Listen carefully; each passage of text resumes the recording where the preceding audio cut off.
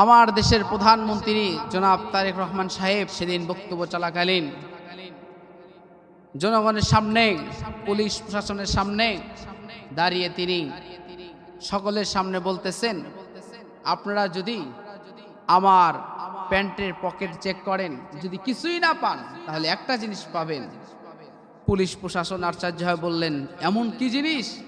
তখন জনাব তারেক রহমান সাহেব বলতেছেন, আমার প্যান্টের পকেটে সব সময়ের জন্য যতগুলো প্যান্টের পকেট আছে, কিছুই না পেলে একটা জিনিস পাবেন, সেটা হচ্ছে কি?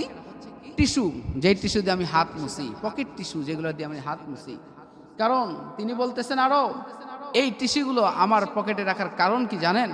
এগুলো যেন রাস্তায় পরে ময়লা না হয়। তিনি পরিষ্কার পরিচ্ছন্নতা পছন্দ করেন। তিনি বলেন, আরো বলেন, যে এই টিস্যুটা দিয়ে যদি আমি হাত মোছার পরে যদি রাস্তায় ফেলে দেই, এটা একদিন হয়তো দুর্গন্ধ কারণ হতে পারে, কিন্তু আর এটা যদি আমি আমার পকেটে রেখে দেই, আমি যদি একটা ডাস্টবিনে ফেলে দেই, তাহলে আর এটা মানুষের সমস্যা হবে না। তাই তেনার কথা বোঝা যাচ্ছেন, এই দেশটা তিনি যেহেতু এখন দায়িত্বে আছেন, তেনার উচিত শুধু সে নিজে যেভাবে পরিষ্কার পরিচ্ছন্নতা রাখে, তেমনিভাবে যেন প্রত্যেকজন তার নিজের জেলা থেকে শুরু করে, তার ইউনিয়ন থেকে শুরু করে, তার ওয়ার্ড থেকে শুরু করে প্রত্যেকটা জায়গায় যেন সকলেই এই আমাদের দেশের প্রধানমন্ত্রী জনাব তারেক রহমান সাহেবের মতো সকলে যেন পরিষ্কার রাখার চেষ্টা করে।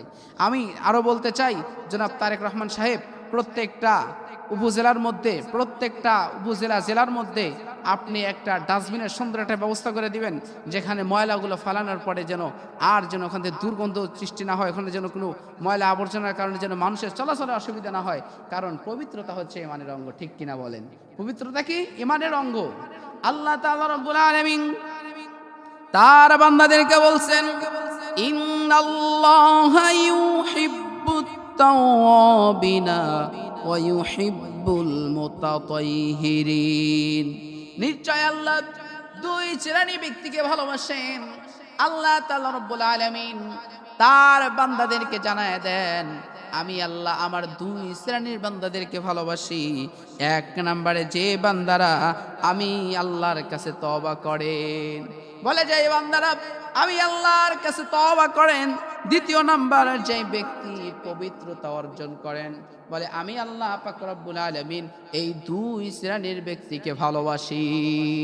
তাহলে আমরা যারা এসেছি বসেছি, বলুন তো আমরা কি পবিত্রতা অর্জন করব না? জোরে বলেন, পবিত্রতা অর্জন করব না? শুধু তাই নয়, নবীজি বলেছেন, আত-তুহুরু শাত্রুল ঈমান, পবিত্রতা হচ্ছে ইমানের অর্ধেক।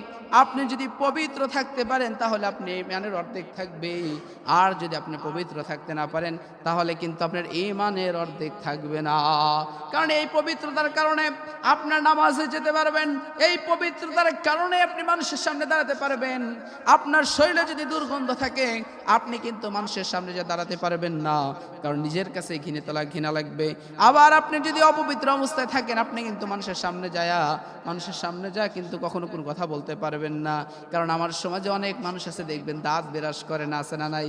সেই ব্যক্তিগুলো কিন্তু মানুষের সামনে যদি যায়, কথা বলতে যায়, দেখবেন তার কিন্তু পবিত্রতা থাকে না, কারণ দাঁতের মধ্যে দুর্গন্ধ থাকে, মানুষের সামনে কথা বলতে পারে না।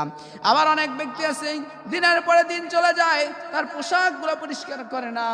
আমি তাদেরকে বলি, এরকম হবে। শুধু পোশাক নয়, আপনার পরিবারটা, আপনার সমাজটা, আপনার রাষ্ট্রটা যেন আপনারা সুন্দর করে সাজাইতে পারেন। আর এই পবিত্রতা যদি অর্জন করতে পারেন, আল্লাহ নবী বলেছেন, সে যেন তার ঈমানের অর্ধেককে সাজায় গুছায় নিল।